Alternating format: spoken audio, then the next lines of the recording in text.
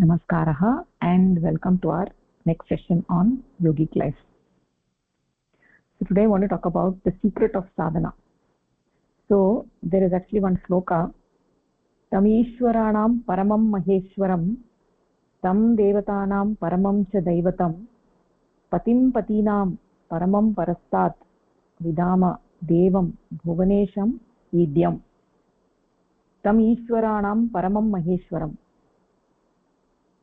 Each the dhatu over here, Ishwaraha, each dhatu, the meaning of that is Niyantranam athva Shasanam. So means control. So Ishvara is the one who controls this universe. He controls every activity. So but when we look at the world, we see that every activity that we do, we have a controller. Like for instance, in the house, we do something. If you're a child, if you do something, then the controller is the parents. They control you. And if you do outside, if you're working somewhere in a company, then you have a boss or a boss's boss who controls. So within the state, we have the government controlling. In the district, we have the controlling authorities.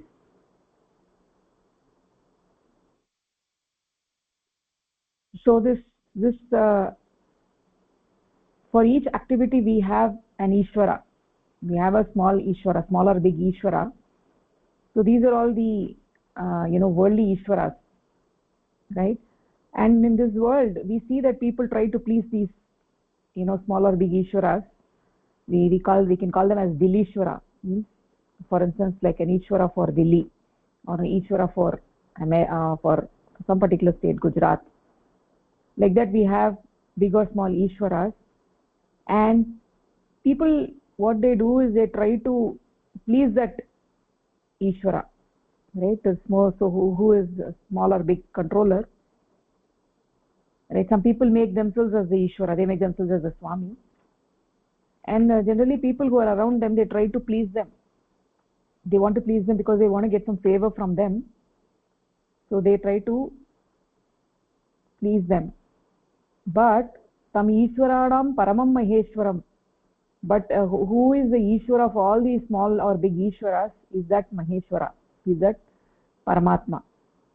So if you have a Dillishwara or a local Ishvara in the world, then people go to them, and they ask for favors, right? Even that Dillishwara or an Ishvara of a particular thing, what does he do?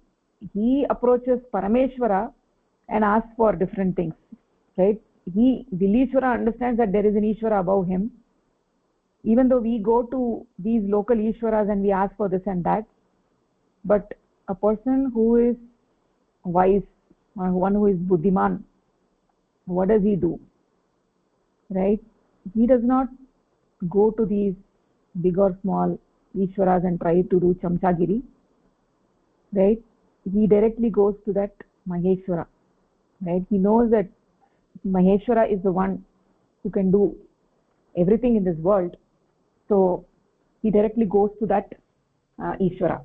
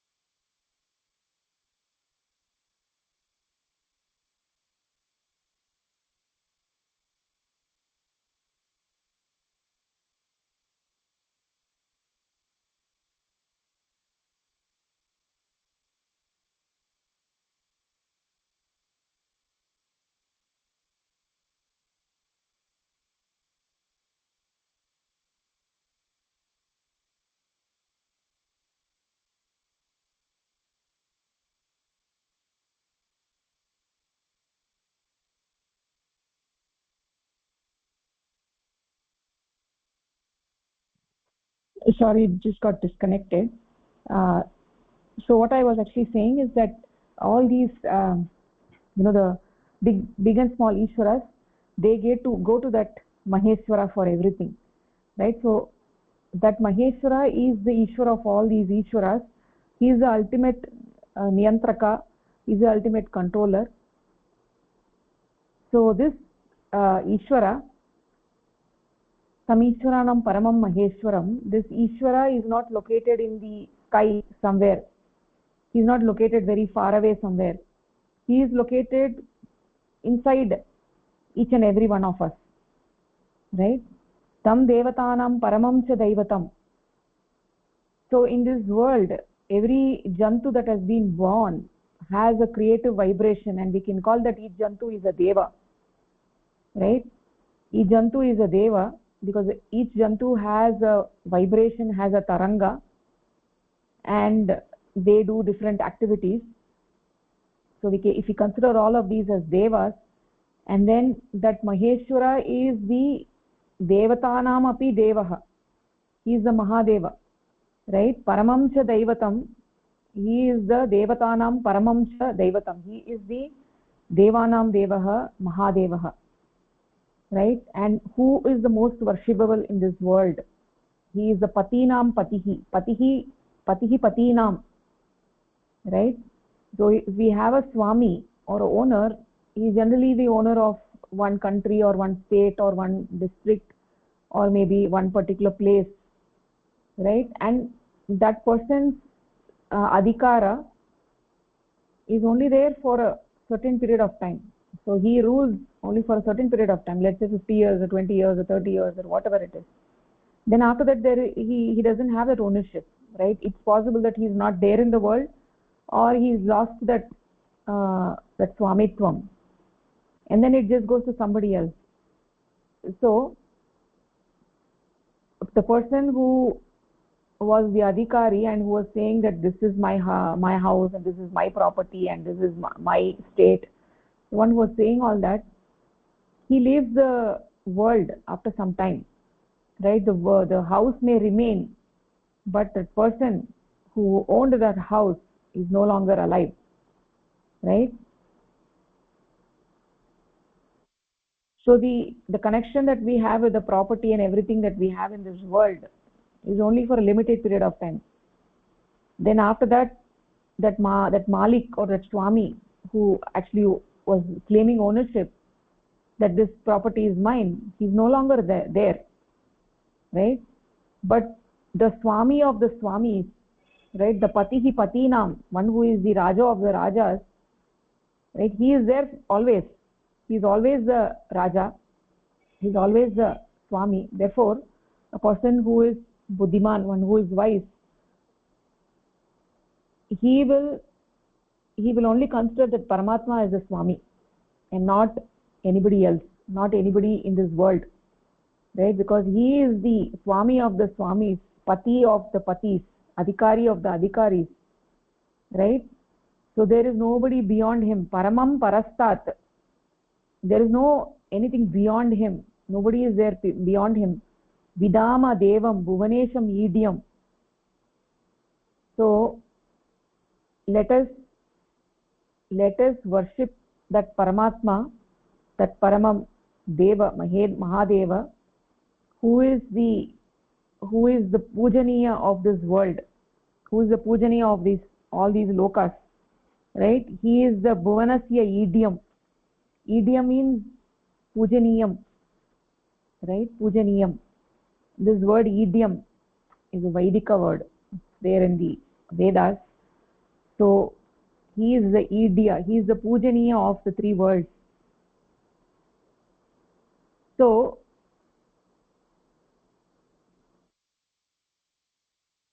we in the world we have this,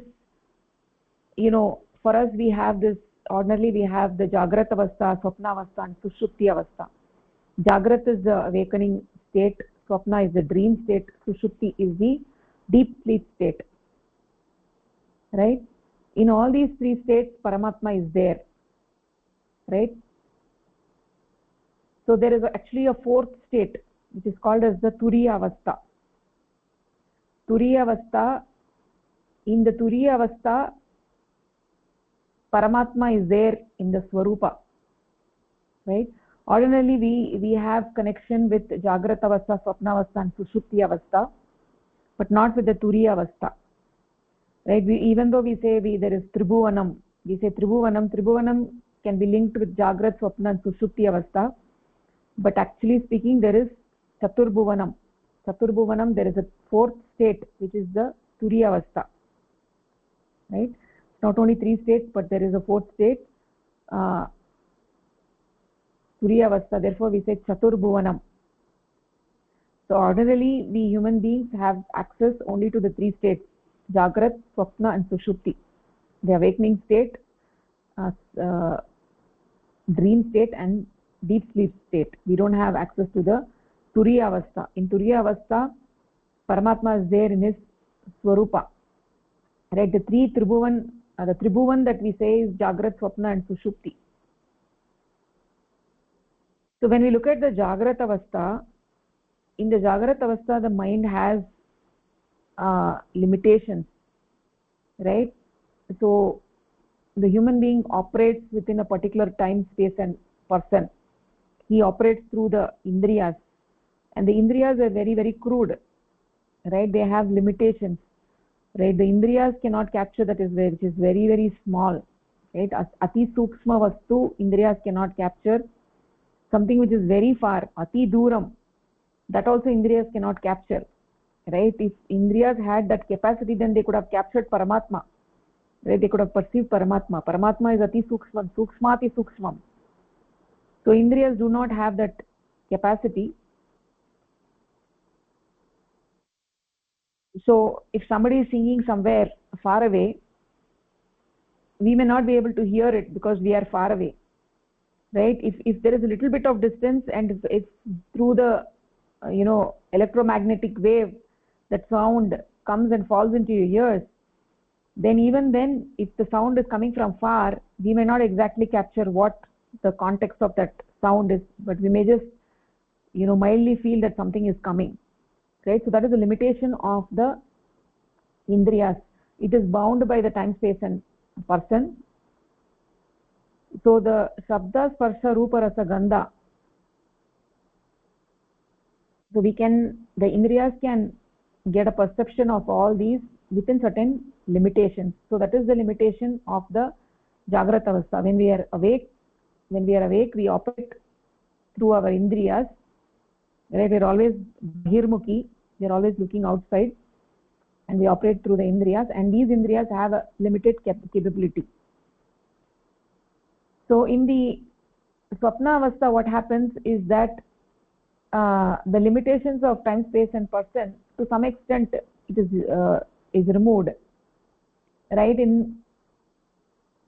So in Jagrat Avastha, if you are in India, you cannot go immediately to America, right? But in the Swapna Avastha, even if you are in India, you're sleeping in India and you're dreaming, you can easily go to America, right? In Jagrat Avastha, you cannot, if there is an enemy and that enemy is in America, in Jagrat Avastha you cannot go to that enemy immediately and give a punch and come back. But in the Swapna Avastha you can do that, right? You have the capability of going wherever you want. So the limitations of the Indriyas are weakened little bit in the Swapna Avastha. In Swapna Avastha we can do things that we couldn't do in the Jagrat Avastha. Then is the Sushupti Avastha. So Sushupti Avastha is a deep sleep state that is like a Jada Samadhi.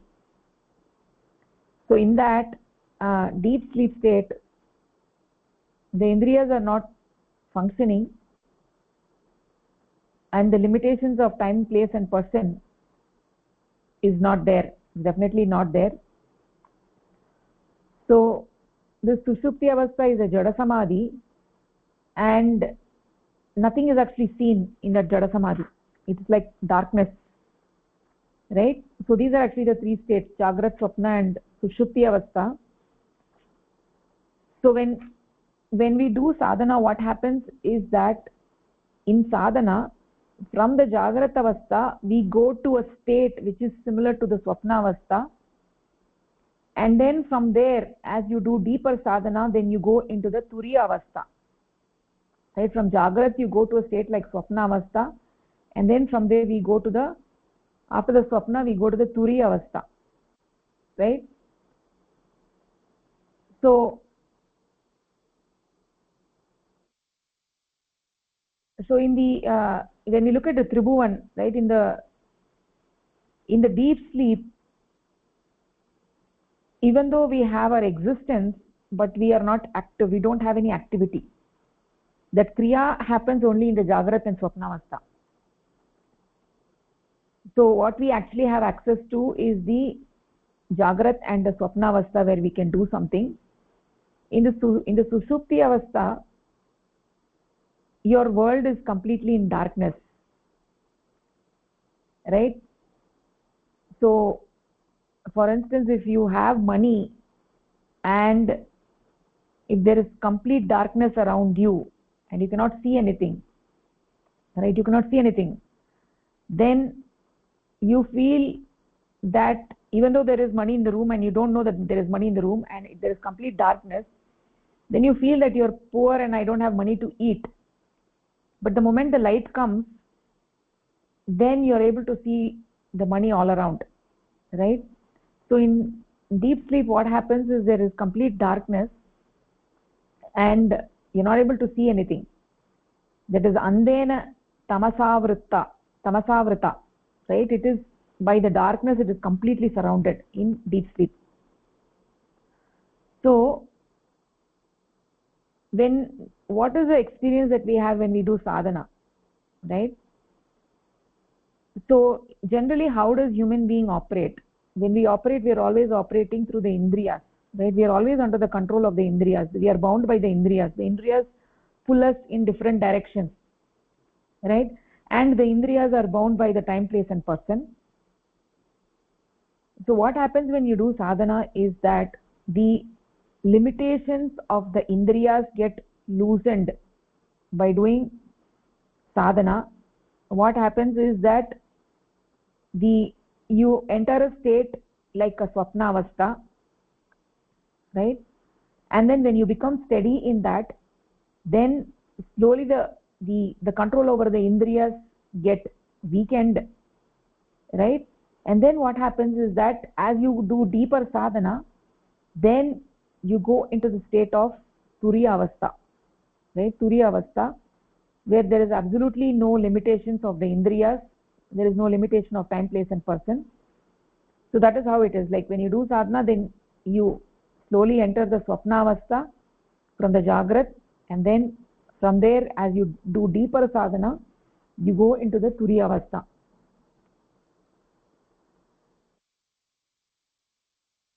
So essentially, when you do the sadhana, what happens is that we are generally bound by the indriyas. The bondage of the indriyas get loosened, right? So we know that the indriyas have a limitation, right? They have all kinds of limitations. So the capability of the mind is determined by the capability of the indriyas. So the mind is always involved with the indriyas. So therefore, whatever the limitations of the indriyas, they get attached to the mind. Even though the mind has apara shakti, but so the mind is always connected with the indriyas, it gets attached with the indriyas. Therefore, the mind feels limited, right? Mind doesn't know what its real capability is, right? Because the medium is weak. The indriyas are the medium, and the medium for getting perception is the indriyas, and the indriyas are weak, then the mind also has its limitation. So in the jagrat avastha, even though we have mental shakti, right, but because it is connected with the indriyas, there are limitations attached with it. But that is why the human beings are not able to accomplish a lot, right? Because they are bound by the indriyas. But when a sadhaka does sadhana, what happens is that internal shakti, the true shakti of the mind, it gets awakened, right? So when we are awake, we are always operating based on the strength we have in the indriyas. But when we detach the mind from the indriyas, what happens is that the internal shakti gets awakened, right? So in the jagrata avastha, we can see certain things, we cannot see certain things, we can hear certain things, we cannot hear certain things, right? But if we are operating only through the mind, then we are able to see a lot of things that we couldn't see using the indriyas. So that means that the mind has more shakti. It has antarik shakti, which is a lot. When it is detached from the indriyas, right, then it has more shakti. We can hear more, we can see more, we can understand more, right? But if the mind is under the control of the indriyas, then there is a lot of limitations, right? It's as if like the eyes are closed, right? So with the indriyas, we are able to, like for instance, if the mind is linked with the indriyas, we are only able to see limited distance. Let's say we can see a furlong, right? That much only we can see. We don't have the capacity to see beyond that because we are seeing through the indriyas. But what happens is when a sadhaka does sadhana, then he gets this adbhut shakti. He gets this adbhut shakti, then he is able to see beyond what the indriyas allow, right? He can see, he can hear, he can understand, right?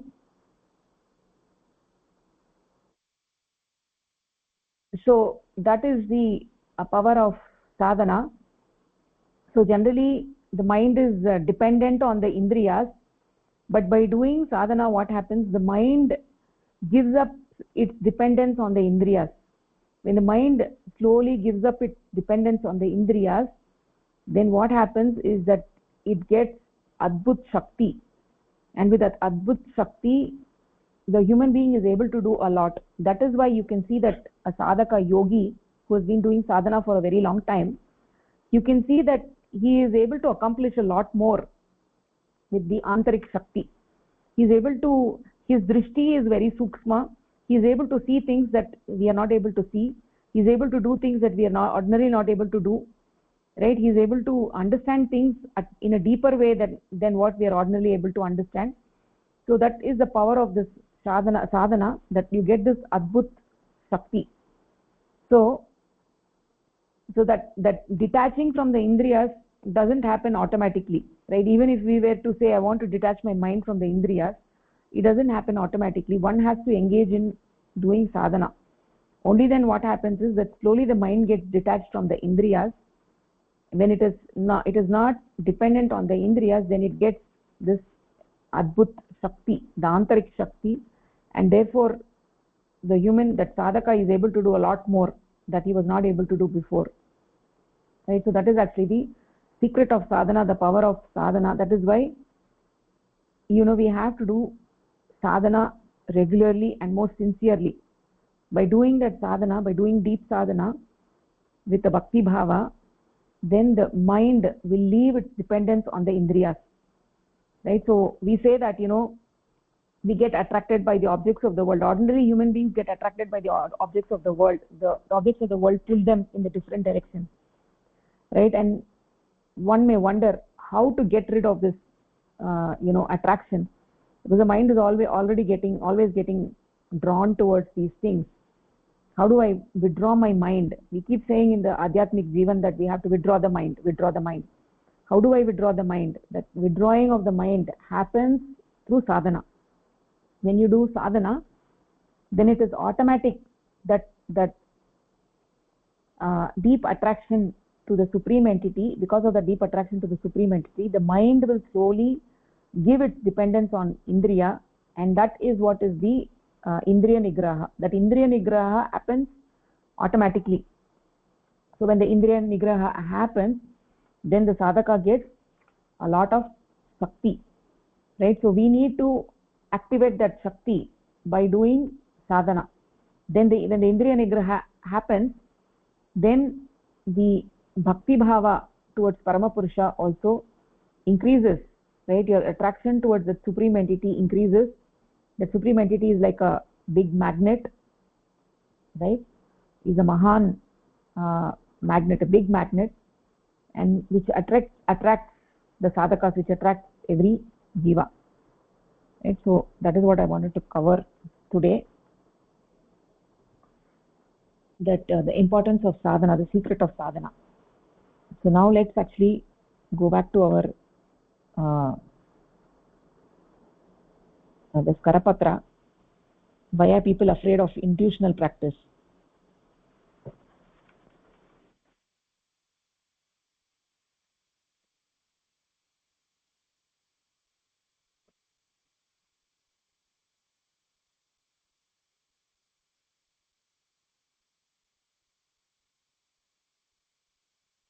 Can you see my screen?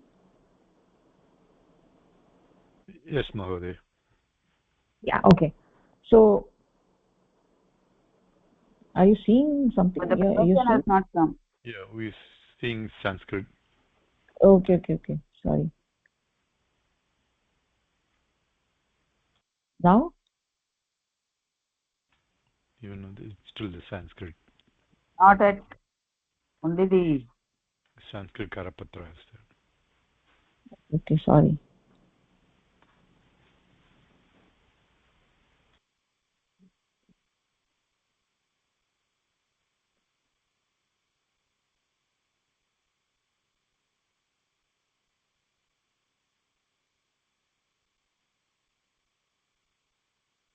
There are 3 participants in the conference.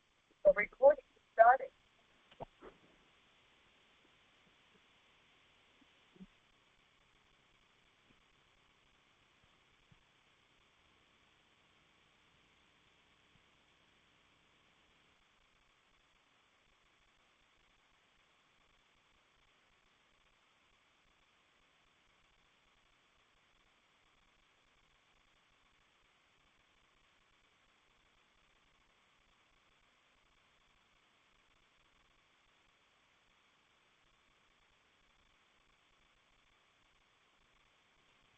Okay, I think you can see it now.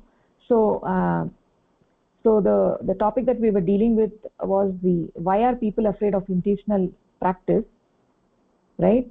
So we know that the goal of human life is to attain that Paramapurusha, and the way for attaining that supreme entity is sadhana. Sadhana is the duty of every human being, right? But even then people are afraid of doing sadhana. People think that sadhana means one has to give up their life, their worldly life, and go somewhere far away to the mountains, right? So that is why they are afraid of doing sadhana. They don't want to do that, right? Even though going to a faraway place is beneficial because you get that solitude, right? And you're away from the attractions of the world, right? But what happens is that even though if somebody were to leave their worldly life and go to the Himalayas, and even though you have solitude, but the problem is that the attractions to the world and then the chanchalata in the mind comes from the avidya maya, right? So the avidya maya is not going to leave you. It is going to go with you wherever you go. Whether you're going to the Himalayas or wherever you're going, it is going to go with you, and it is going to drag you down. So just leaving the worldly life and going to the Himalayas is not going to actually help you, right? So in order to do sadhana, one doesn't have to leave the worldly life. Whether you are a grahastha or a sannyasi, you can live in the world. You can live in the world and you can do sadhana. So generally, initially, having a quiet place to do sadhana is very important. But even if the one doesn't have that kind of luxury where they have a quiet surrounding to do sadhana, even then one can get acclimatized and do sadhana. They are sincere. Even if it is noisy around, you can still do sadhana, and you can still by abhyasa you can get stabilized in that sadhana. Just by living the worldly life and giving up your responsibilities and going to the Himalayas is not going to help, because even if you go to the Himalayas, you'll still be having thoughts about your family, right? This avidya maya is not going to leave you, and because of that you will not be able to focus on sadhana. So how do we win over this avidya maya? You win over the avidya maya by doing sadhana. By doing sadhana, as I was saying, the control of the indriyas get weakened, right? The mind gets delinked from the indriyas, right? The indriya nigraha happens. So all that is possible only when you do sadhana regularly. So running away from the world is not going to be the solution, right? So we have to learn sadhana from a guru who knows the paddhati, right? And when you learn sadhana, when you get the diksha, right, then you start doing sadhana sincerely twice a day, right?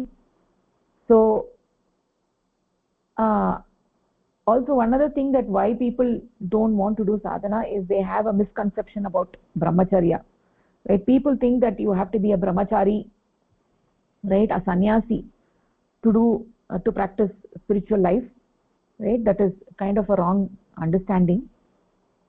And also they have a misconception of the word brahmachari. They think brahmachari means celibacy, that giving up physical relationship with husband or wife, right? But that is not the meaning of brahmachari. What is the true meaning of brahmachari? Brahmachari means brahmani vicharanam, right? Brahmani vicharanam iti brahmachari. One who is able to introvert the external tendencies of the mind and devote completely to Brahma. Right? So it's important to understand what is the correct meaning of brahmachari. So in order to do sadhana, one doesn't have to give up their worldly life, one doesn't have to give up their husband or wife, right? They can live in the world and still have the mind linked with that Paramatma, right? Have their mind introverted. So brahmacharya bhava, madhu vidya is the way for us to release the mind from the influence of prakriti, right? So if one is doing sadhana and one is devoted to Brahma, then what happens is, as I was saying, the mind gets delinked from the indriyas, the indriya nigraha happens, and such a person is actually a sadhaka. Such a person is actually a brahmachari. Because he is actually devoted his mind to Brahma. So much we had actually covered. Now we can actually go further to the last paragraph. Pushpalata Bhagini, do you want to take it? Bhagini.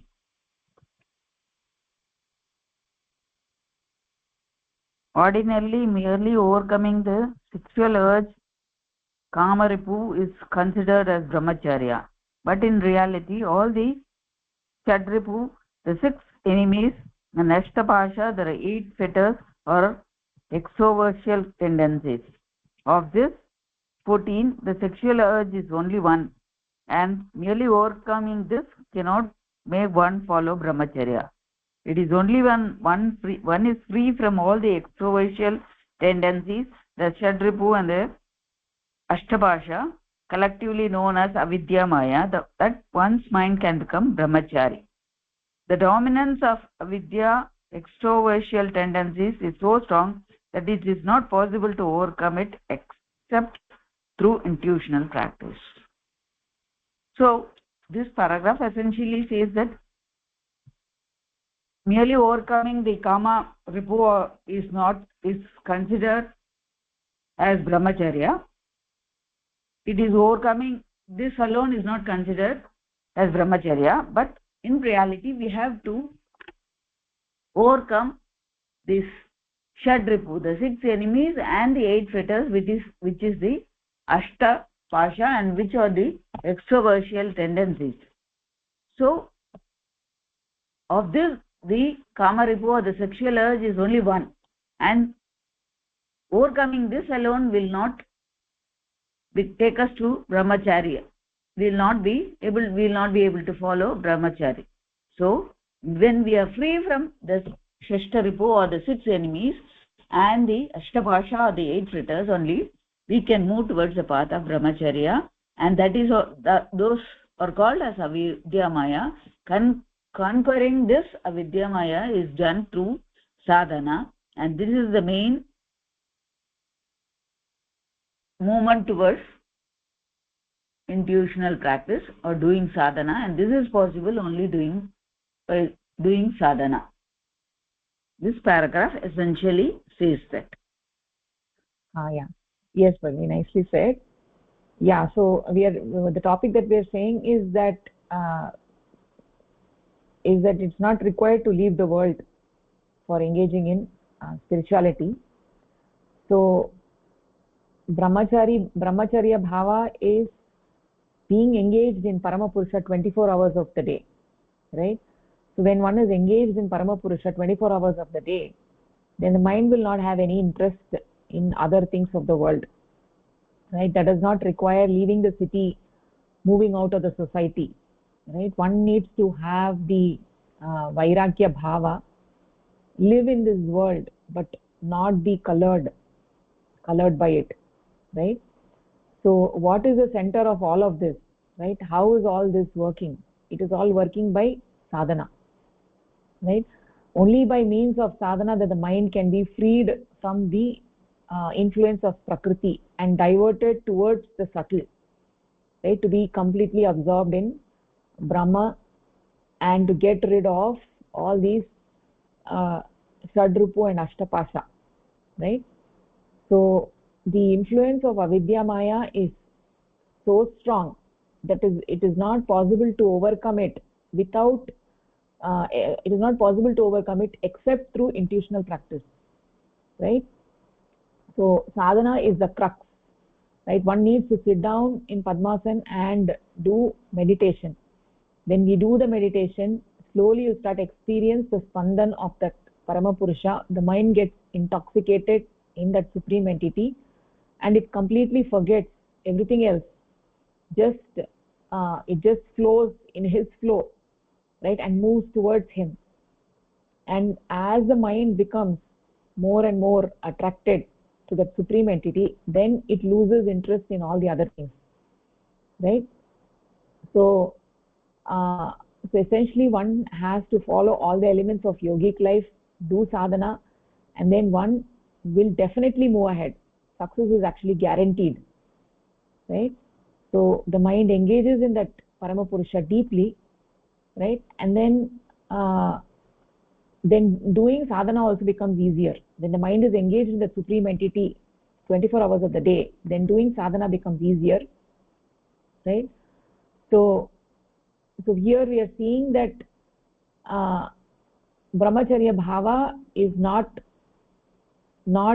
only the brahmacharya bhava is not celibacy, right? Brahmacharya bhava is brahmani vicharanam, right? Even though the overcoming sexual urge is considered as brahmacharya bhava, brahmachari, but that is not the case, right? That sexual urge is just one tendency, right? But there are shadripu and ashtapashas, right?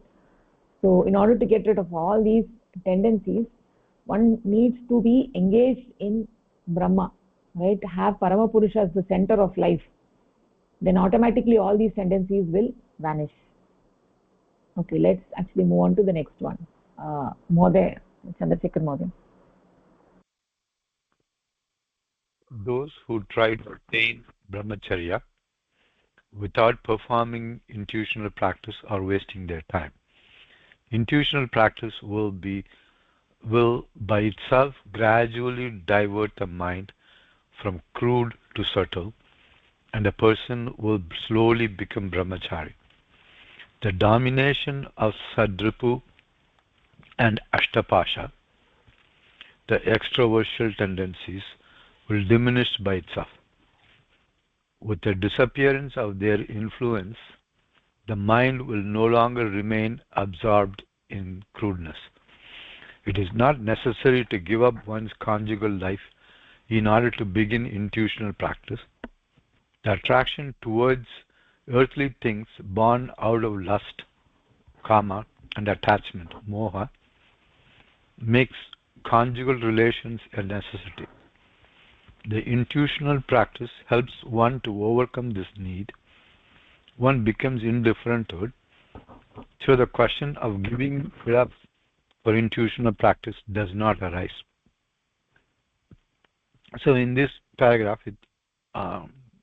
we further try to clarify the term brahmacharya, and where it's saying, if we try to attain brahmacharya without performing the intuitional practice, that will be waste of time, because the intuitional practice is the one that slowly helps one overcome and defeat the Shadripu and Ashtapasha, and it's without intuitional practice, then you're not going to be able to overcome the Shadripu and Ashtapasha, and therefore you're not going to be able to overcome or defeat the avidya.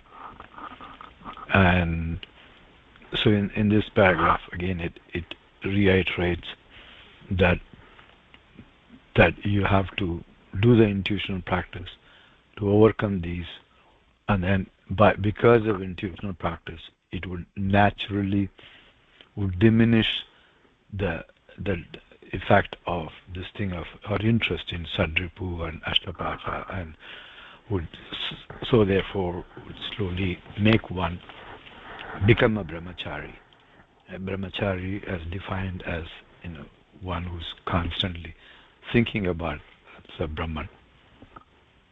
And so if it says it's not necessary to give up one's conjugal life to start the sadhana. It says if you do the sadhana slowly, all the external tendencies, extroversial tendencies would be diminished or would be defeated. And so it just keeps reiterating that you don't have to give up these. You just do the institutional practice. That slowly the interest and the focus would change, and the brahmacharya would be just a natural fallout of that.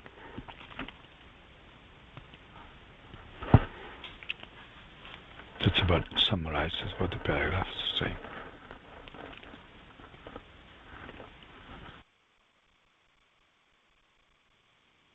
Yes, Maurya. So, yeah, that is right. If so, somebody has not lost an interest in the attractions of the world, then we cannot forcefully, remove that attraction, right? Initially, the Anushasanam can help, but it cannot permanently help, right? Discipline cannot permanently help, right? So even if you're disciplined, one day you may just give in. So how do we actually get rid of these attractions of the world, the crude attractions of the world, right? That happens only through the bhakti bhava, happens through sadhana, right?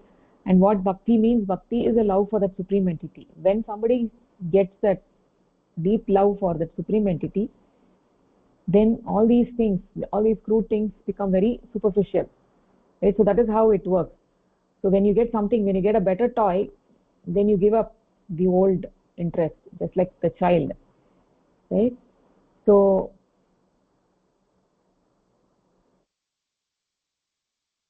that is what this paragraph is actually talking about, is that one does not have to give up their worldly life to begin sadhana, right?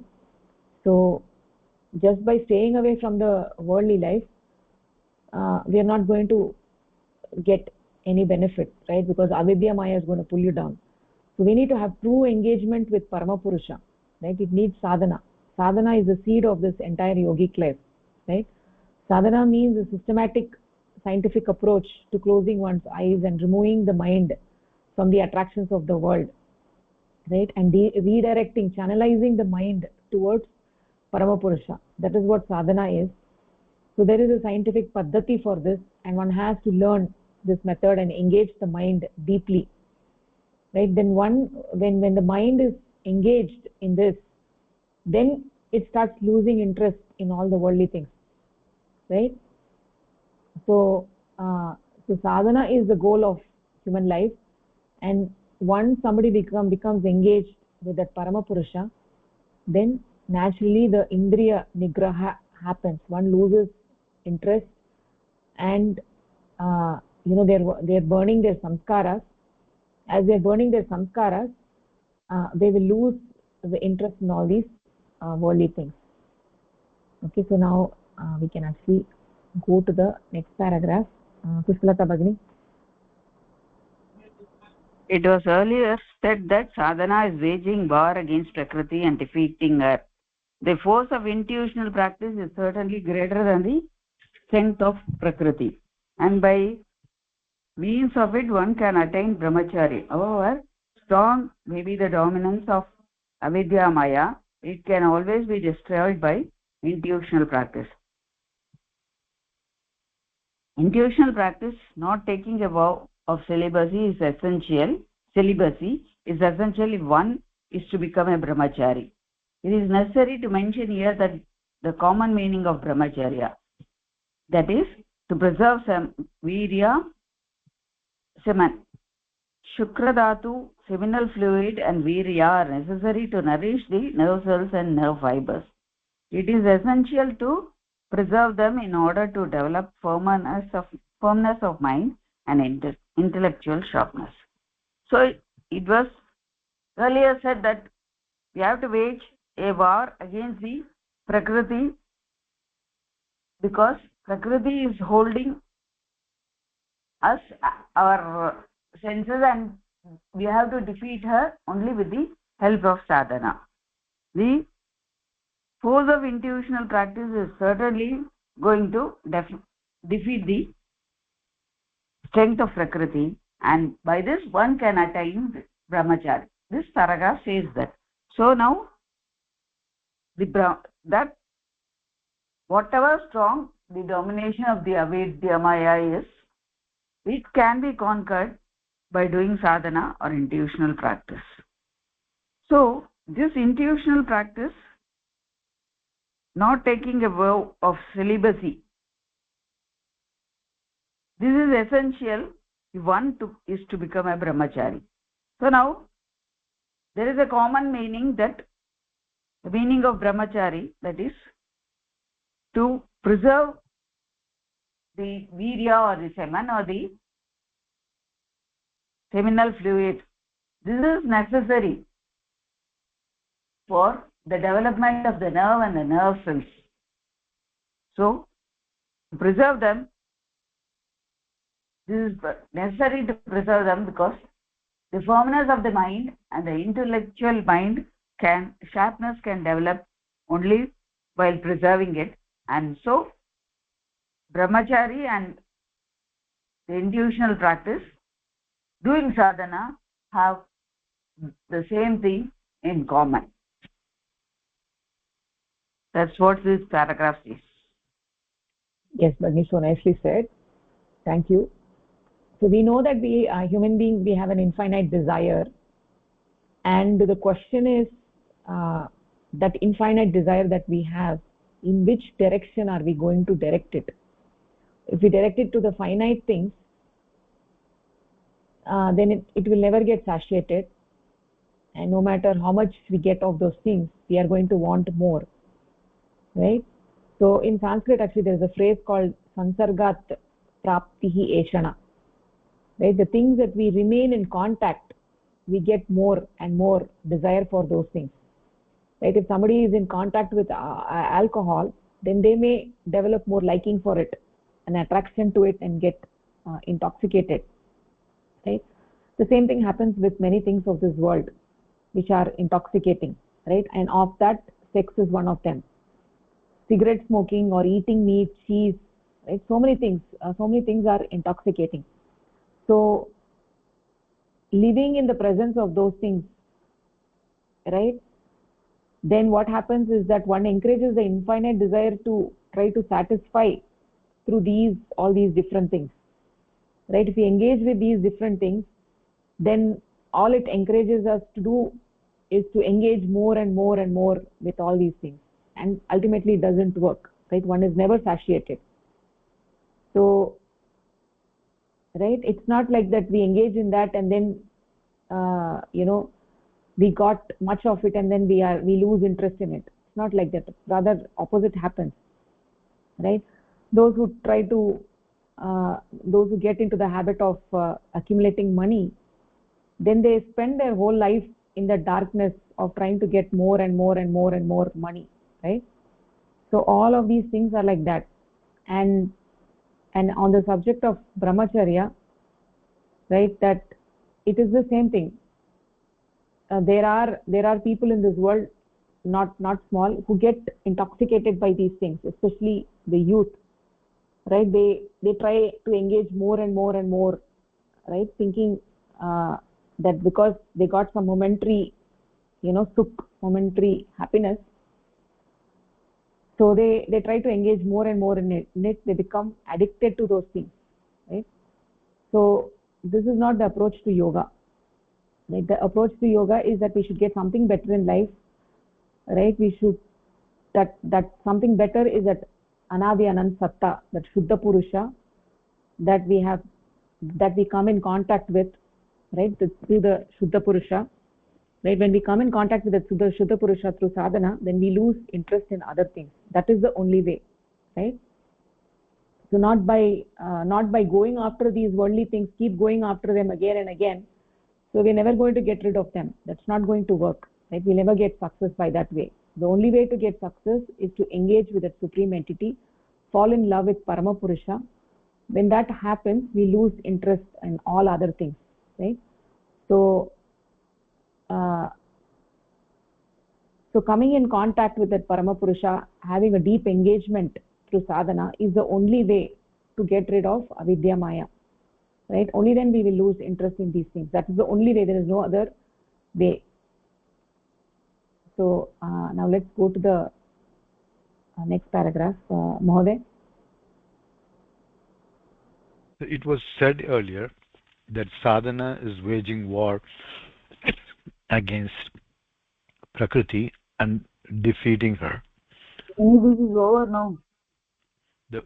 The force of intuitional practice is certainly greater than the strength of Prakriti, and by means of it one can attain brahmacharya. However strong may be the domination of avidya maya, it can always be destroyed by intuitional practice. Intuitional practice, not taking a vow of celibacy, is essential if one is to become a brahmachari.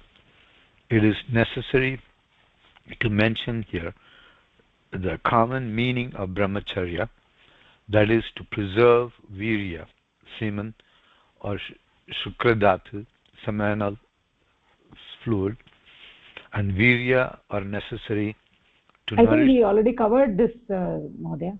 Yeah, isn't it? I told Yeah. actually. Next sorry. paragraph. Okay, I'm sorry.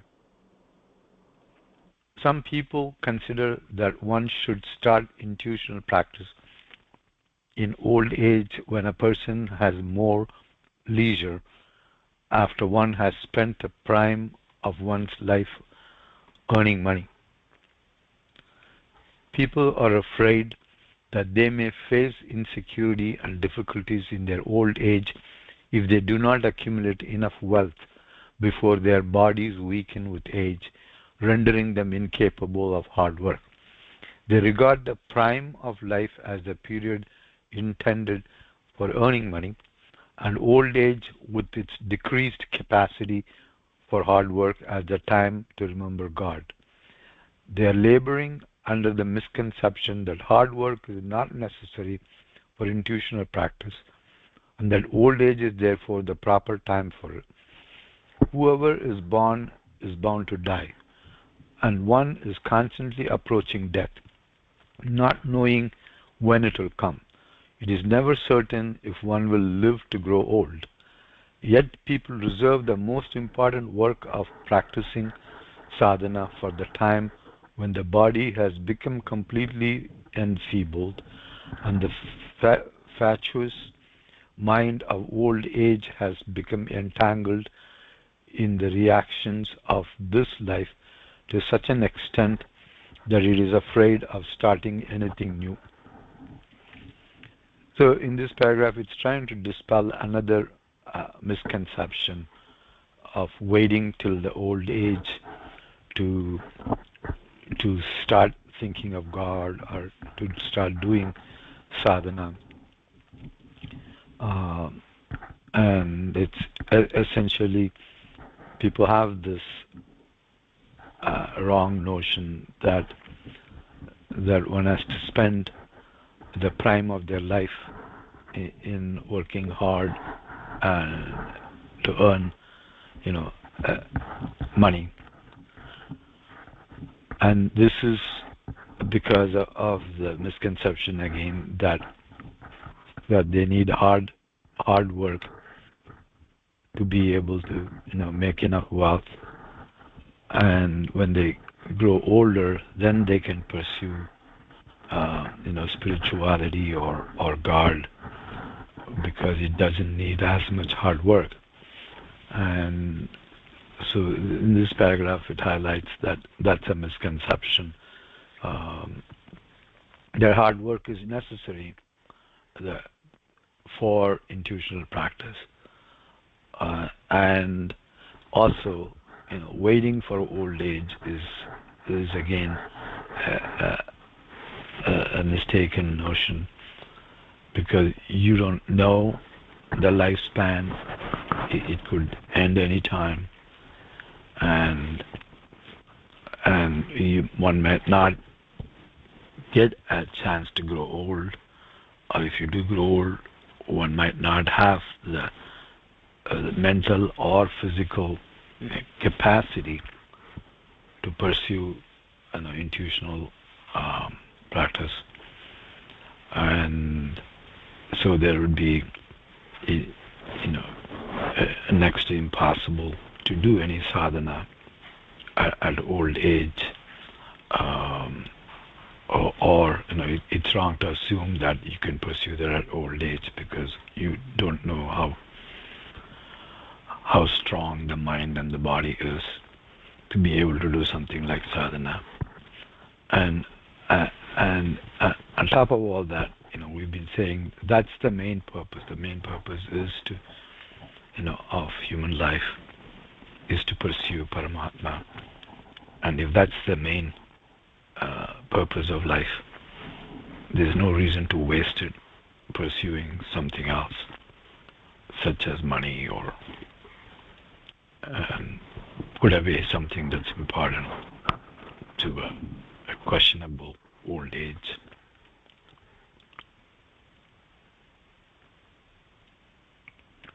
Yes, Mahodaya, so nicely said. So, everybody in this world who's taken a birth has to die someday. And we never know when we are going to die, right? Death is constantly approaching, right? Every minute, every day. If you breathe, then to that extent of our life is taken away, right? Only we have the balance of the life. So time is one commodity which is beyond anything that can be bought, right? So every minute that we spend in this world is extremely important, right? How you're spending, how efficiently you're spending it. Are you using it for the goal of your life? Are you misutilizing it, utilizing a part of your life, right? So if you're wasting every minute of your life in earning money and going around worldly pleasures, when you come to the last part of your life, right, then how can you think about Paramatma then? How can your mind sit and start thinking about God, right? Which is very, very difficult. So, people reserve this most important work of practicing sadhana for the old age, right? When the body has become completely unfavorable. So this is extremely important, right? So, we don't, it's not like we are leading a yogic lifestyle, right? So if you push your the most important thing to your old age, right? So your body and mind is not in a state where it can do sadhana, where it can think about Paramatma, right? So you have to start sadhana at a very, very early age, right? If you have an opportunity, we have to start sadhana at a very early age, and the concept of pushing this most important thing to old age is completely wrong, right?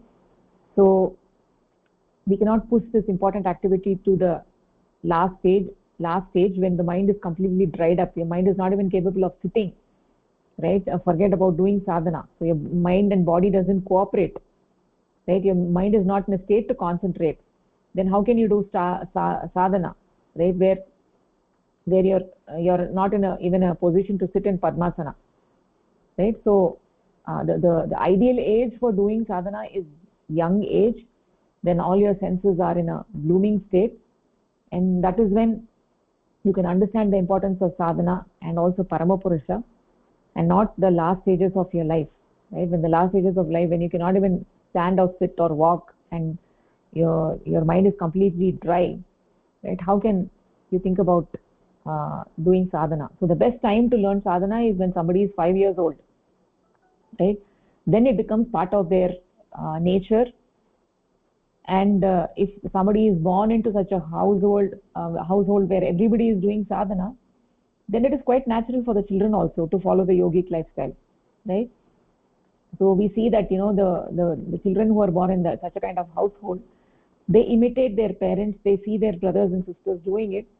So everybody is involved in doing sadhana, everybody is involved in yogic lifestyle, and you can see how their mind is so vibrant, right? So so then it becomes part of their existence, and such a person, if he's been doing sadhana from a very young age, then even when he's 90 years old, he will still be doing sadhana. He will have a very active mind. His body is active, his mind is active, right? So the sadhana for most people really begins when they are 15, 16, 17 years old, right? That is when they become seriously, deeply involved in sadhana at that age. Somebody who is 5 years old, they can also do it, right? That is also an ideal age, right? If a plant is young, it is easy to bend it, rather when it is much older, right? So to do sadhana and to engage in the yogic life, it requires a youthful mind, right? And it gets deeply benefited by having a youthful mind. So somebody doing at the age of 18, then at 90 also they can do vigorous sadhana, right? If one begins at a later stage in life, right, then it becomes even more difficult. But the matter of the fact is, if let's say that one's inner eyes opened only at the age of 80, right, then that doesn't mean that person shouldn't do sadhana, that person shouldn't try, right? The inner eyes can open at any point in time, right? But ideally speaking, the concept that that sadhana should be done, or adhyatmic jivan should begin when we are old, is not correct, right? So the question is, should we wait until old age to do sadhana? So that is not the correct. This concept of chaturashrama, right, that only when you are after your children and everybody has settled, then that time you take up the adhyatmic jivan. That concept is not completely correct. The concept, whenever your inner eyes actually open, that is when you actually engage in adhyatmic jivan, right? So that is what this paragraph is actually talking about. So we'll actually take one more paragraph, Bhagini. Obviously, it is fear of one's approaching death that makes one think of God. Ordinarily, it is the fear of one's. Ordinarily, it is the fear of one's approaching death that makes one think of God in old age. Once evil deeds begin to haunt one, and one starts praying and imploring God to save him or her the consequences of one's deeds. There is no value in remembering God in old age, when it is not possible to concentrate the mind due to weakness and disease of the body and its preoccupation with the reactions, samskaras of the deeds of his life. The mind then is caught up in the infirmities of the body, or in the diseases of old age, impending death, and most of all, in memories of past incidents, and it is impossible to concentrate it. For those reasons, one is incapable of intuitional practice. There is an Indian saying that only a young bamboo can be bent, and if you attempt to bend a mature one, you will only break it. That is, anything new should be started early in life, and so intuitional practice also. Intuitional practice. So, the fear of this paragraph says that the fear of approaching death makes one think of God in the old age. So once evil deeds become to haunt, when they start haunting the human being, they start thinking of God and start praying to God to serve Him, to save themselves from the consequences of their deeds. But there is no value about remembering God for this in the old age.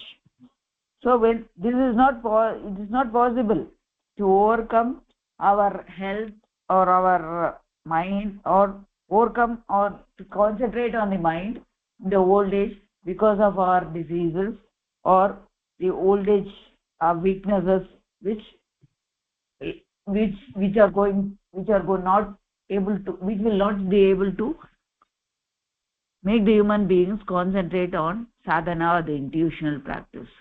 So that when you become old, the mind is only caught in the infirmities of the body or the health issues or the memories of the past, and so they are not able to concentrate on doing sadhana.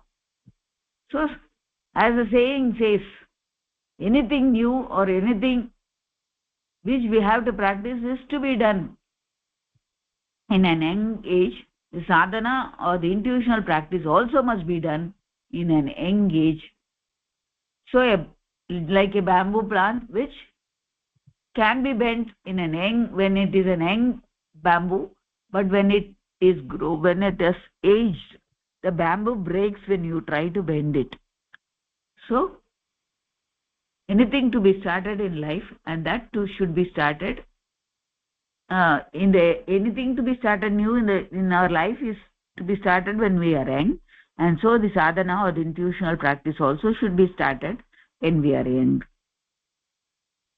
Yes, Pagni, nicely said. Yeah, that is the point.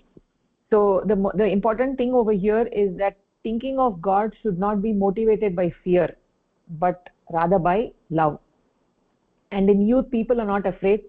People get attracted to the infinite, and it is easier, it is more natural to inculcate that bhakti bhava. So when in old age, what happens is the tendency is out of fear, because they have been taught all wrong things, all kinds of dogmas, right? So this is one big thing looming, and all the misconceptions that they have, right? People are taught that they may go to heaven or hell or so many things, and because of all this, because of the fear, and it's like a design that, okay, oh, you're 45 now, okay, let's now start thinking about adhyatmic jivan. My friend is doing this, let me also do it, right? That is how it becomes, and it is not out of love for that supreme entity, not out of bhakti bhava, right? So also there is a fear, that guilt feeling, oh, I've done all evil deeds, I've done so many evil deeds, and then they get this guilt feeling, and then okay, let me divert my mind towards Paramapurusha, right? So the relationship with Paramapurusha is one of love, right? It's a personal relationship. It is a deep relationship that one has the entire life, right? It is a household relationship. It's not some type where some type of goddess who is god or gods who are far away in the sky, right? So Paramapurusha is with you. He's there in every activity that you do. He's very, very close. Not like a formal kind of thing that you look up to the sky, right? So Paramapurusha is completely together with you. He's closer than the closest, right? You need not open your eyes to see that Paramapurusha, because he's there with you all the time. He's helping you with everything you do, right? So that is where we see that people get motivated in the old age, right? But developing this love towards the supreme entity is much easier when you're younger, right? So as it's being stated in this paragraph, that if you're young, right, like a young bamboo can be easily bent, but as it grows it becomes more difficult to bend. Like that, if you're young, bringing them into spiritual adhyatmic jivan, doing sadhana, all that becomes much easier, and one is not able to do that when they are 45 or 50, right? So and also it is not possible to concentrate the mind at that age due to the weakness and disease of the body, right? The preoccupations, the samskaras of the life, right? All these things pile up, and somebody has pain in the joints, they're not feeling well, they don't have the strength and vigor to concentrate, right? So, and above all, they have the fear also. So in such a situation, it is really not possible for them to do sadhana, right? So the concept of pushing the most important thing to old age is completely, deeply mistaken. Okay, so we will actually stop over here. If you have anything to share, you can tell. Otherwise, we'll conclude the session over here. धन्यवादः, नमस्कारः. धन्यवादः, नमस्कारः. नमस्कारः. धन्यवादः, नमस्कारः.